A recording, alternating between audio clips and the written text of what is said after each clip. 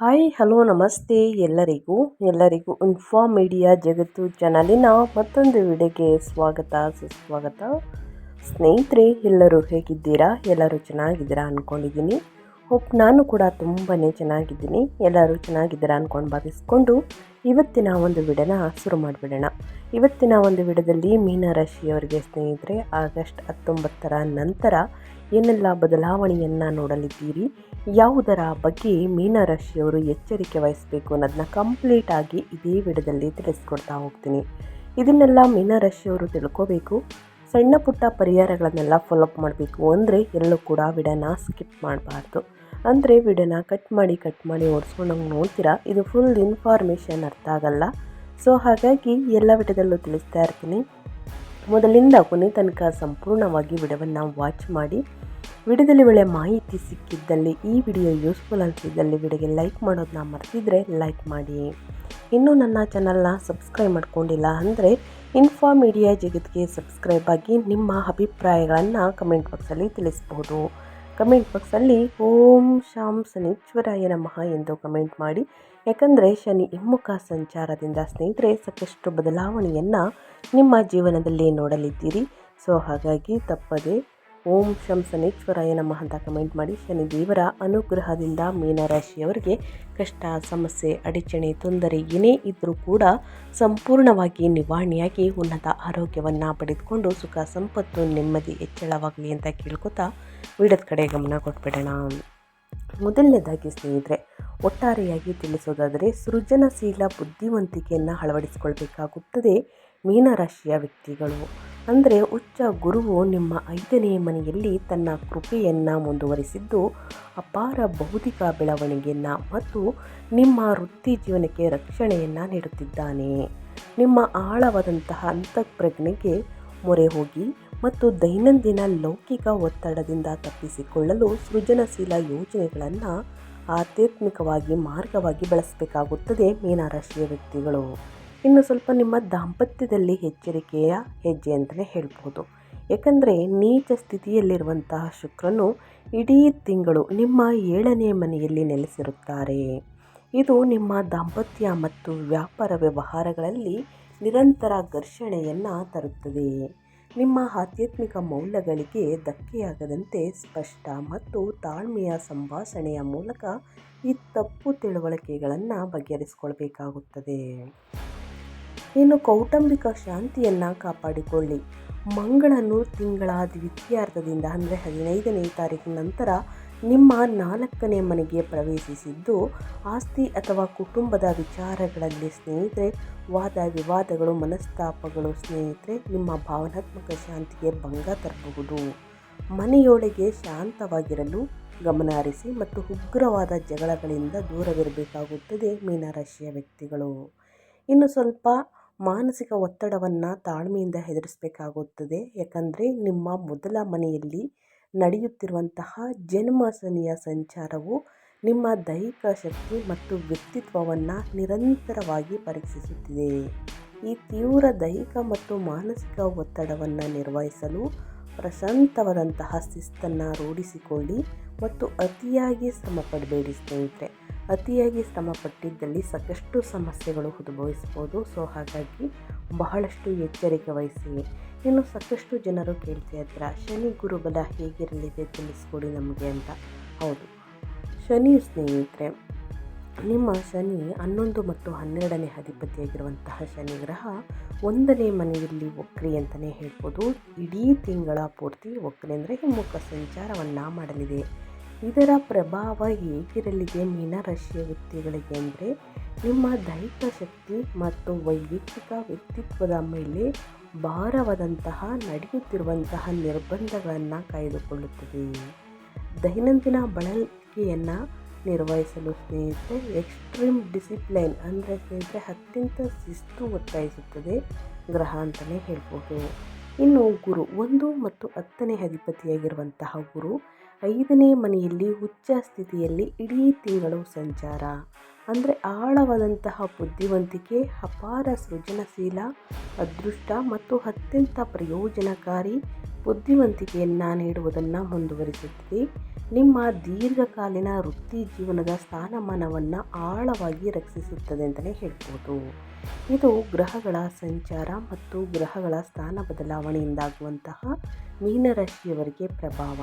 ಹಾಗಿದ್ದರೆ ಮೀನರಾಶಿಯವರಿಗೆ ವೃತ್ತಿ ಜೀವನದಲ್ಲಿ, ವ್ಯಾಪಾರ ವ್ಯವಹಾರದಲ್ಲಿ, ಹಣಕಾಸಿನಲ್ಲಿ ಏನೆಲ್ಲ ಬದಲಾವಣೆಗಳು ಕಂಡುಬರಲಿದೆ ಅನ್ನೋದನ್ನ ನೋಡೋದಾದರೆ, ವ್ಯಾಪಾರ ಮತ್ತು ಸ್ವಯಂ ಉದ್ಯೋಗದ ಬಗ್ಗೆ ತಿಳಿಸ್ಕೊಡ್ತೀನಿ. ಸ್ನೇಹಿತರೆ, ಇನ್ನೂ ಕೂಡ ವಿಡಿಯೋಗೆ ಲೈಕ್ ಮಾಡಿಲ್ಲ ಅಂದರೆ ಪ್ಲೀಸ್ ದಯವಿಟ್ಟು ಲೈಕ್ ಮಾಡ್ಕೊಂಡು ವಿಡಿಯೋವನ್ನು ವಾಚ್ ಮಾಡಿ. ಸಬ್ಸ್ಕ್ರೈಬ್ ಆಗಿಲ್ಲ ಅಂದರೆ ಇನ್ಫಾ ಮೀಡಿಯಾ ಜಗತ್ತಿಗೆ ಸಬ್ಸ್ಕ್ರೈಬ್ ಆಗಿ. ಇದೇ ರೀತಿ ಪ್ರತಿನಿತ್ಯ ನಿಮ್ಮ ರಾಶಿ ಭವಿಷ್ಯವನ್ನು ತಿಳಿಸ್ಕೊಡ್ತಾ ಹೋಗ್ತೀನಿ. ಸೊ ಹಾಗಾಗಿ ಸಬ್ಸ್ಕ್ರೈಬ್ ಮಾಡಿಕೊಂಡು ಹೆಚ್ಚು ಫ್ಯಾಮಿಲಿಗೆ, ಫ್ರೆಂಡ್ಸ್ಗೆ ಈ ವಿಡಿಯೋವನ್ನು ಶೇರ್ ಮಾಡಿ. ಅವರು ಕೂಡ ಈ ಅದೃಷ್ಟ ರಾಶಿನ ತಿಳ್ಕೊಂಡಂಗಾಗುತ್ತೆ. ಹೌದು, ವ್ಯಾಪಾರ ವ್ಯವಹಾರದ ಬಗ್ಗೆ ಹೇಳೋದಾದರೆ, ಮಂಗಳನು ಆಕ್ರಮಣಕಾರಿಯಾಗಿ ನಿಮ್ಮ 4ನೇ ಮನೆಗೆ ಪ್ರವೇಶಿಸುವುದರಿಂದ ಉದ್ಯಮಿಗಳು ಗಮನಾರ್ಹ ಭಾವನಾತ್ಮಕ ಪ್ರಕ್ಷುಬ್ಧತೆಯನ್ನು ಎದುರಿಸಬೇಕಾಗುತ್ತದೆ. ಈ ಸಂಚಾರವು ವಾಣಿಜ್ಯ, ರಿಯಲ್ ಎಸ್ಟೇಟ್, ಕಚೇರಿ ಸ್ಥಳಗಳು ಅಥವಾ ಮೂಲಭೂತ ವ್ಯಾಪಾರ ಆಸ್ತಿಗಳಿಗೆ ಸಂಬಂಧಿಸಿದಂತೆ ಉಗ್ರವಾದಂತಹ ವಾದ ವಿವಾದಗಳು ಉಂಟಾಗಬಹುದು. ನಿಮ್ಮ ಆಸ್ತಿಯ ಬಗ್ಗೆ ಅವೇಗದಿಂದ, ಕೋಪದಿಂದ ನಿರ್ಧಾರಗಳನ್ನು ತೆಗೆದುಕೊಳ್ಳುವುದನ್ನು ನೀವು ಪ್ರಜ್ಞಾಪೂರ್ವಕವಾಗಿ ತಪ್ಪಿಸಬೇಕು. ಇನ್ನು ಅದೃಷ್ಟವಶಾತ್ ನಿಮ್ಮ ರಾಶಿಯ ಅಧಿಪತಿಯಾದಂತಹ ಗುರುವು ನಿಮ್ಮ 5ನೇ ಮನೆಯಲ್ಲಿ ತನ್ನ ಭವ್ಯವಾದಂತಹ ಉಚ್ಚ ಸಂಚಾರವನ್ನು ಮುಂದುವರಿಸಿದ್ದು ಆಳವಾದಂತಹ ಬುದ್ಧಿವಂತಿಕೆಯನ್ನು ಒದಗಿಸುತ್ತದೆ ಮತ್ತು ನಿಮ್ಮ ಒಟ್ಟಾರೆ ವಾಣಿಜ್ಯ ತಂತ್ರವನ್ನು ರಕ್ಷಿಸುತ್ತಾನೆ. ನಿಮ್ಮ ದೈನಂದಿನ ವ್ಯಾಪಾರ ಕಾರ್ಯಾಚರಣೆಗಳಲ್ಲಿ ಈ ತಾತ್ಕಾಲಿಕ ಅಡಚಣೆಗಳನ್ನು ಸುರಕ್ಷಿತವಾಗಿ ದಾಟಲು ನಿಮ್ಮ ಆಳವಾಗಿ ಬೆಳೆದಿರುವಂತಹ ಸೃಜನಶೀಲ ಪ್ರವೃತ್ತಿಗಳನ್ನು ನಂಬಬೇಕಾಗುತ್ತದೆ ಮೀನರಾಶಿಯ ವ್ಯಕ್ತಿಗಳು. ಇನ್ನು ಬುಧನು 3 ಮನೆಗಳ ಮೂಲಕ ವೇಗವಾಗಿ ಸಂಚರಿಸುತ್ತಿರುವಾಗ ವಾಣಿಜ್ಯ ಪಾಲುದಾರಿಕೆಗಳ ಕುರಿತಾದ ನಿಮ್ಮ ವಿಧಾನಕ್ಕೆ ನಿರಂತರ ಮತ್ತು ಎಚ್ಚರಿಕೆಯ ಹೊಂದಾಣಿಕೆಯು ಅಗತ್ಯವಿರುತ್ತದೆ. ಆಗಸ್ಟ್ 22ರ ನಡುವೆ ಸ್ನೇಹಿತರೆ, ನಿಮ್ಮ ಮನಸ್ಸು ನವೀನ ಮಾರ್ಕೆಟಿಂಗ್ ಅಭಿಯಾನಗಳು ಅಥವಾ ಶೈಕ್ಷಣಿಕ ಸೇವೆಗಳನ್ನು ರೂಪಿಸಲು ಸಂಪೂರ್ಣವಾಗಿ ಸಿದ್ಧವಾಗಿರುತ್ತದೆ.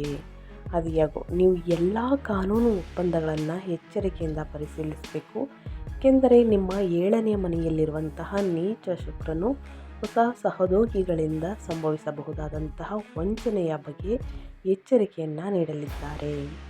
ಆಕ್ರಮಣಕಾರಿಯಾಗಿ ವಿಸ್ತರಿಸುವುದಕ್ಕಿಂತ ನೀವು ಸ್ನೇಹಿತರೆ ಅಸ್ತಿತ್ವದಲ್ಲಿರುವಂತಹ ಗ್ರಾಹಕರ ನೆಲೆಯನ್ನು ರಕ್ಷಿಸುವುದರ ಮೇಲೆ ಸಂಪೂರ್ಣವಾಗಿ ಗಮನ ಹರಿಸಿ. ಈ ತಿಂಗಳು ಆಕ್ರಮಣಕಾರಿ ಮಂಗಳನ್ನು ತಂದೊಡ್ಡುವ ಬಲೆಗಳ ಮತ್ತು ಸಂಘರ್ಷಗಳನ್ನು ತಪ್ಪಿಸಲು ನಿಮ್ಮ ಎಲ್ಲ ಹಣಕಾಸು ಒಪ್ಪಂದಗಳು ಸಂಪೂರ್ಣವಾಗಿ ಪಾರದರ್ಶಕವಾಗಿರುವುದನ್ನು ಖಚಿತಪಡಿಸಿಕೊಳ್ಳಿ. ಗ್ರಹಗಳ ಸಂಚಾರದ ಸಮಯದಲ್ಲಿ ವ್ಯಾಪಾರ ವ್ಯವಹಾರದಲ್ಲಿ ಏನೆಲ್ಲ ಬದಲಾವಣೆಯನ್ನು ನೋಡಲಿದ್ದೀರಿ ಮೀನರಾಶಿಯವರು ಅಂತ ಕಂಪ್ಲೀಟಾಗಿ ತಿಳಿಸ್ಕೊಟ್ಟಿದ್ದೀನಿ. ಇನ್ನು ಅದೇ ರೀತಿ ಹಣಕಾಸಿನ ಬಗ್ಗೆ ಹೇಳೋದಾದರೆ, ನಿಮ್ಮ ಆರ್ಥಿಕ ಸ್ಥಿತಿ ಹೇಗಿರಲಿದೆ, ಲಾಭ ಇದೆಯಾ, ನಷ್ಟ ಇದೆಯಾ, ಏನೆಲ್ಲ ಖರೀದಿ ಮಾಡುವಂತಹ ಯೋಗ ಇದೆ ಅಂತ ನೋಡೋದಾದರೆ, ನಿಮ್ಮ 5ನೇ ಮನೆಯಲ್ಲಿ ಉಚ್ಚ ಗುರುವಿನ ನಿರಂತರ ಉಪಸ್ಥಿತಿಯಿಂದ ನಿಮ್ಮ ಆರ್ಥಿಕ ದೃಷ್ಟಿಕೋನವು ದೃಢವಾಗಿ ರಕ್ಷಿಸಲ್ಪಟ್ಟಿದೆ.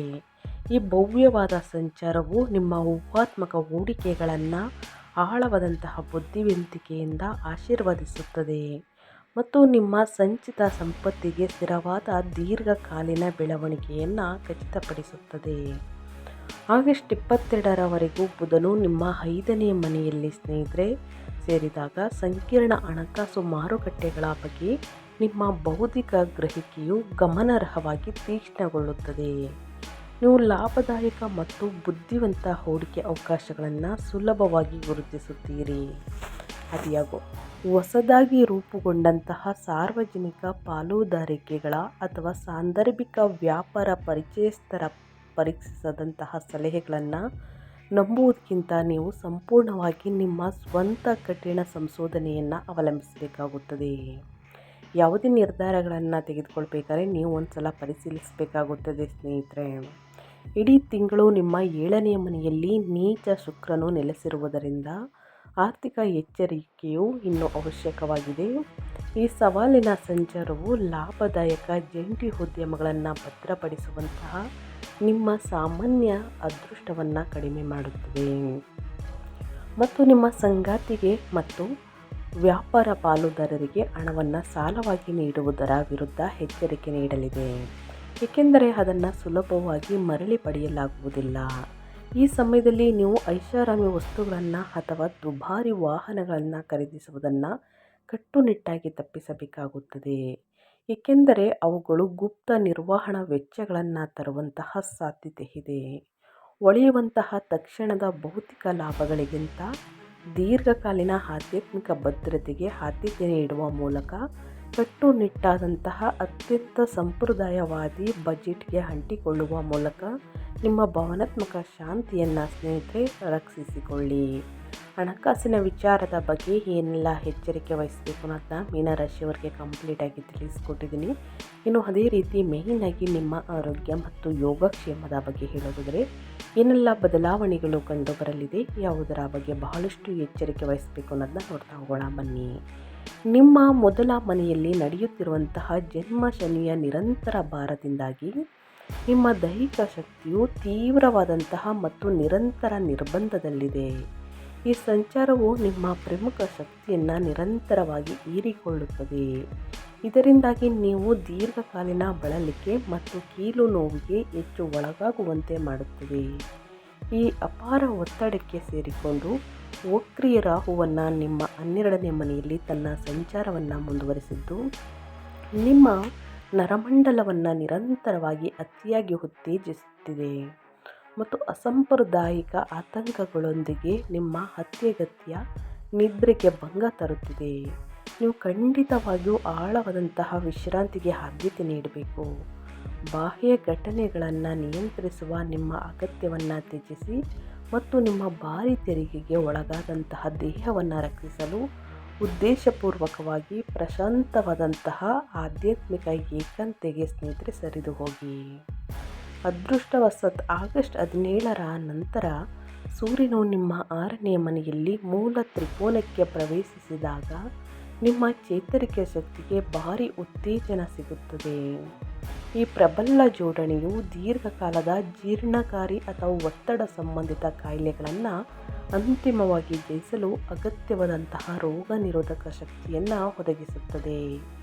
ಈ ಕಟ್ಟುನಿಟ್ಟಾದ ಶಿಸ್ತಿನ ದೈನಂದಿನ ದಿನಚರಿಯನ್ನು ಸ್ಥಾಪಿಸುವುದು ನಿಮ್ಮ ದಣಿದ ಮನಸ್ಸನ್ನು ಗಮನಾರ್ಹವಾಗಿ ಶಾಂತಗೊಳಿಸುತ್ತದೆ ಎಂಬುದನ್ನು ನೀವು ಕಂಡುಕೊಳ್ಳುತ್ತೀರಿ.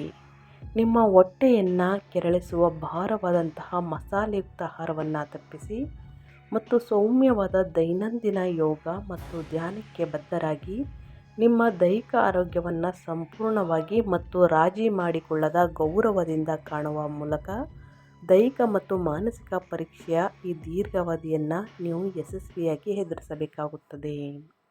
ಮೊದಲನೇದಾಗಿ ನಿಮ್ಮ ಆರೋಗ್ಯಕ್ಕೆ ಆದ್ಯತೆ ಕೊಡಿ. ಹೊರಗಿನ ತಿಂಡಿ ತಿನಿಸುಗಳನ್ನು ಅವಾಯ್ಡ್ ಮಾಡಿ. ಮಸಾಲೆ ಭರಿತ ಊಟವನ್ನು ತಿನ್ನುವುದನ್ನು ಕಡಿಮೆ ಮಾಡಿ. ಇದರಿಂದ ಸ್ನೇಹಿತರೆ ಹೊಟ್ಟೆಯಲ್ಲಿ ಕೆರಳಿಸುವಂತಹ ಭಾರವಾದ ಮಸಾಲೆಯುಕ್ತ ಆಹಾರವನ್ನು ತಪ್ಪಿಸಿ ಸಾಕಷ್ಟು ಸಮಸ್ಯೆಗಳು ಉದ್ಭವಿಸಬಹುದು ಅಂತ ಹೇಳ್ತಾ, ಇನ್ನು ಕುಟುಂಬ ಮತ್ತು ವೈಯಕ್ತಿಕ ಸಂಬಂಧಗಳ ಬಗ್ಗೆ ಹೇಳೋದಾದರೆ ಮೀನರಾಶಿಯ ವ್ಯಕ್ತಿಗಳಿಗೆ ಆಗಸ್ಟ್ ತಿಂಗಳಲ್ಲಿ ಮಂಗಳನು ನಿಮ್ಮ 4ನೇ ಮನೆಗೆ ಬಲವಂತವಾಗಿ ಪ್ರವೇಶಿಸುವುದರಿಂದ ಕೌಟುಂಬಿಕ ಸಾಮರಸ್ಯವು ತೀವ್ರವಾದ ತಕ್ಷಣದ ಸವಾಲುಗಳನ್ನು ಎದುರಿಸುತ್ತದೆ. ಈ ಆಕ್ರಮಣಕಾರಿ ಸಂಚಾರವು ನಿಮ್ಮ ಭಾವನಾತ್ಮಕ ಶಾಂತಿಯನ್ನು ಪುಡಿ ಪುಡಿ ಮಾಡುತ್ತದೆ. ನಿಮ್ಮ ತಾಯಿಯೊಂದಿಗೆ ಹಠಾತ್ ಬಿಸಿಯಾದಂತಹ ವಾದ ವಿವಾದಗಳನ್ನು ಅಥವಾ ಕುಟುಂಬದ ಆಸ್ತಿಯ ಬಗ್ಗೆ ವಿಘಟನಕಾರಿ ಸಂಘರ್ಷಗಳನ್ನು ತರುತ್ತದೆ. ನೀವು ಸ್ನೇಹಿತರೆ ಕುಲಕ್ಕ ಅಂದರೆ ಮನೆಯ ಜಗಳಗಳಿಂದ ದೂರವಿರಲು ಸಕ್ರಿಯವಾಗಿ ಆಯ್ಕೆ ಮಾಡಿಕೊಳ್ಬೇಕು. ಮೇಲಾಗಿ ನಿಮ್ಮ 7ನೇ ಮನೆಯಲ್ಲಿ ಕುಳಿತಿರುವಂತಹ ನೀಚ ಶುಕ್ರನು ನಿಮ್ಮ ಸಂಗಾತಿಯೊಂದಿಗೆ ನಿರಂತರವಾದಂತಹ ನಿರಾಶಾದಾಯಕ ಘರ್ಷಣೆಯನ್ನು ಖಾತರಿಪಡಿಸುತ್ತಾನೆ. ನಿಮ್ಮ ಸಂಗಾತಿಗೆ ನಿಮ್ಮನ್ನು ನಿರ್ಲಕ್ಷಿಸಲಾಗಿದೆ ಎಂದು ಅನಿಸಬಹುದು ಅಥವಾ ನಿಮ್ಮ ಆಧ್ಯಾತ್ಮಿಕ ಹಿನ್ನೋಟದ ಬಗ್ಗೆ ಅವರು ಹೆಚ್ಚು ಟೀಕೆ ಮಾಡಬಹುದು. ನೀವು ಅತ್ಯಂತ ತಾಳ್ಮೆಯನ್ನು ಅಭ್ಯಾಸ ಮಾಡಬೇಕು ಮತ್ತು ನಿಮ್ಮ ಏಕಾಂತತೆಯ ಅಗತ್ಯವನ್ನು ಸಮರ್ಥಿಸಿಕೊಳ್ಳಲು ಕಠಿಣ ಪದಗಳನ್ನು ಬಳಸುವುದನ್ನು ಆದಷ್ಟು ತಪ್ಪಿಸಬೇಕಾಗುತ್ತದೆ. ಈ ತೀವ್ರವಾದಂತಹ ಪರಸ್ಪರ ಘರ್ಷಣೆಗಳ ಹೊರತಾಗಿಯೂ ನಿಮ್ಮ 5ನೇ ಮನೆಯಲ್ಲಿ ಉಚ್ಚ ಗುರುವು ಮುಂದುವರಿಯುವುದರಿಂದ ನಿಮ್ಮ ಮಕ್ಕಳು ಅಥವಾ ಕಿರಿಯ ಕುಟುಂಬ ಸದಸ್ಯರ ಮೂಲಕ ನೀವು ಆಳವಾದಂತಹ ಸಾಂತ್ವನವನ್ನು ಕಂಡುಕೊಳ್ಳಬಹುದು. ಅವರ ಮುಗ್ಧ ಬುದ್ಧಿವಂತಿಕೆ ಮತ್ತು ಸಂತೋಷವು ನಿಮ್ಮ ದಾಂಪತ್ಯ ಮತ್ತು ಆಸ್ತಿ ವಿವಾದಗಳಿಂದ ಸುಂದರವಾದ ಅಭಯಾರಣ್ಯವಾಗಿ ಕಾರ್ಯನಿರ್ವಹಿಸುತ್ತದೆ. ನಿಮ್ಮ ಮನೆ ಅತಿಯಾದ ಅನಿಸಿಕೆ ನೀಡಿದಾಗ ಈ ಬೆಂಬಲಿತ ಸಂಬಂಧಗಳಲ್ಲಿ ಮೊರೆ ಹೋಗಿ ಸ್ನೇಹಿತರೆ. ಕೌಟುಂಬಿಕ ಒತ್ತಡವು ಉತ್ತುಂಗಕ್ಕೇರುತ್ತದೆ. ನಿಮ್ಮ ವಾಸಸ್ಥಳವನ್ನು ದೈಹಿಕವಾಗಿ ಸ್ವಚ್ಛಗೊಳಿಸಲು ಮತ್ತು ಅಸ್ತವ್ಯಸ್ತತೆಯನ್ನು ತೆಗೆದುಹಾಕಲು ಮಂಗಳನು ಪ್ರಕ್ಷುಬ್ಧ ಶಕ್ತಿಯನ್ನು ಬಳಸಿ ಹಳೆಯ ಅನಗತ್ಯ ಭೌತಿಕ ಸ್ವಾಧೀನಗಳನ್ನು ತೆಗೆದುಹಾಕುವುದು ಒತ್ತಡದ ಕುಟುಂಬದ ಲಗತ್ತುಗಳನ್ನು ಬಿಟ್ಟುಕೊಡುವ ನಿಮ್ಮ ಆಳವಾದ ಆಂತರಿಕ ಅಗತ್ಯವನ್ನು ಸುಂದರವಾಗಿ ಪ್ರತಿಬಿಂಬಿಸುತ್ತದೆ. ಎಷ್ಟೇ ಮನಸ್ತಾಪ ಇದ್ರೂ ಸ್ನೇಹಿತರೆ ಅದನ್ನು ತಕ್ಷಣ ಬಗೆಹರಿಸ್ಕೊಳ್ಬೇಕಾಗುತ್ತದೆ. ಅದನ್ನು ದೊಡ್ಡದಾಗಿ ಮಾಡೋದಕ್ಕೆ ಹೋಗಬೇಡಿ. ಇನ್ನು ಮನೆಯಲ್ಲಿ ಆಸ್ತಿ ವಿಚಾರಕ್ಕೆ ಅಥವಾ ನಿಮ್ಮ ವೃತ್ತಿ ಜೀವನದಲ್ಲಿ ಸ್ನೇಹಿತರೆ ವ್ಯಾಪಾರ ವ್ಯವಹಾರದಲ್ಲಿ ನಿಮ್ಮ ಕುಟುಂಬದವರ ಜೊತೆ ಸ್ವಲ್ಪ ಸಣ್ಣ ಪುಟ್ಟ ವಾದ ವಿವಾದಗಳು ಮನಸ್ತಾಪಗಳು ಬರಬಹುದು. ಅದನ್ನು ಬೇಗ ಬಗೆಹರಿಸ್ಕೊಳ್ಳಿ. ಎಷ್ಟೇ ಸಮಸ್ಯೆಗಳಿದ್ರೂ ಕೂಡ ನೀವು ಆಡುವಂತಹ ಮೃದುವಾದ ಮಾತುಗಳಿಂದ ಎಲ್ಲವೂ ಕೂಡ ಬಗೆಹರಿಯಲಿದೆ. ಮೀನರಾಶಿಯವರು ದುಡುಕಿನ ಮಾತುಗಳು ಒಳಿತಲ್ಲ ಅನ್ನೋದನ್ನ ಗಮನದಲ್ಲಿಟ್ಕೊಳ್ಳಿ. ಜೊತೆಗೆ ಮನೆಯಲ್ಲಿ ಶುಭ ಕಾರ್ಯಗಳು ನಡೆಯಬಹುದು ಸ್ನೇಹಿತರೆ. ಈ ತಿಂಗಳ ನಂತರ ಮದುವೆ ಯೋಗ ಕೂಡ ಇದೆ. ಸಂತಾನ ಬಗ್ಗಿದ ಶುಭ ವಾರ್ತೆಯನ್ನು ಕೇಳಲಿದ್ದೀರಿ ಮೀನರಾಶಿಯ ವ್ಯಕ್ತಿಗಳಿಗೆ. ಇನ್ನು ನಿಮ್ಮ ಹೆಲ್ತ್ ಬಗ್ಗೆ ಗಮನ ಹರಿಸಿ. ಮೊದಲನೇದಾಗಿ ಇನ್ನು ಕೌಟುಂಬಿಕ ಜೀವನದಲ್ಲಿ ವಾದ ವಿವಾದಗಳನ್ನು ಮಾಡೋದಕ್ಕೆ ಹೋಗಬೇಡಿ. ವ್ಯಾಪಾರ ವ್ಯವಹಾರದಲ್ಲಿ ದುಡುಕಿನ ನಿರ್ಧಾರಗಳನ್ನು ತೆಗೆದುಕೊಳ್ಬೇಡಿ ಅಂತ ಗಮನದಲ್ಲಿ ಇಟ್ಕೊಂಡು ಸ್ನೇಹಿತರೆ ಈ ಸಣ್ಣ ಪುಟ್ಟ ಪರಿಹಾರವನ್ನು ಮಾಡಿ ಸಮಸ್ಯೆಗಳು ನಿವಾರಣೆಯಾಗಲಿದೆ. ಶನಿ ನಡೆಯುತ್ತಿರುವಂತಹ ಜನ್ಮ ಶನಿಯ ತೀವ್ರ ದೈಹಿಕ ಬಳಲಿಕೆಯನ್ನು ಸರಾಗವಾಗಿಸಲು ಶನಿವಾರದಂದು ಶಿವನಿಗೆ ಎಣ್ಣೆಯ ದೀಪವನ್ನು ಹಚ್ಚಿ ಬಡವರಿಗೆ ಅನ್ನದಾನ ಮಾಡಿ ಮತ್ತು ನಿರ್ಬಂಧಿತ ಶಕ್ತಿಯನ್ನು ತಾಳ್ಮೆಯಿಂದ ಸಹಿಸಿಕೊಳ್ಳಲು ದಶರಥ ಶನಿ ಸ್ತೋತ್ರವನ್ನು ಪಠಿಸಬೇಕಾಗುತ್ತದೆ ಮೀನರಾಶಿಯ ವ್ಯಕ್ತಿಗಳು. ಇನ್ನು ರಾಹು 12ನೇ ಮನೆಯಲ್ಲಿ ನಿಮ್ಮ ಸಾಂಪ್ರದಾಯಿಕ ಆತಂಕಗಳನ್ನು ಶಾಂತಗೊಳಿಸಲು ಮತ್ತು ನಿದ್ರಾಭಂಗವನ್ನು ಸರಿಪಡಿಸಲು ಶನಿವಾರದಂದು ದುರ್ಗಾದೇವಿಯನ್ನು ಪೂಜಿಸಿ ಉದ್ದಿನ ಬೇಳೆಯನ್ನು ದಾನ ನೀಡಿ ನಿರ್ಗತಿಕರಿಗೆ ಕಂಬಳಿಗಳನ್ನು ಹಂಚಿ ಮತ್ತು ಶಾಂತಿಯನ್ನು ಮರಳಿ ತರಲು ದುರ್ಗಾ ಸಪ್ತಸತಿಯನ್ನು ಪಠಿಸಿ.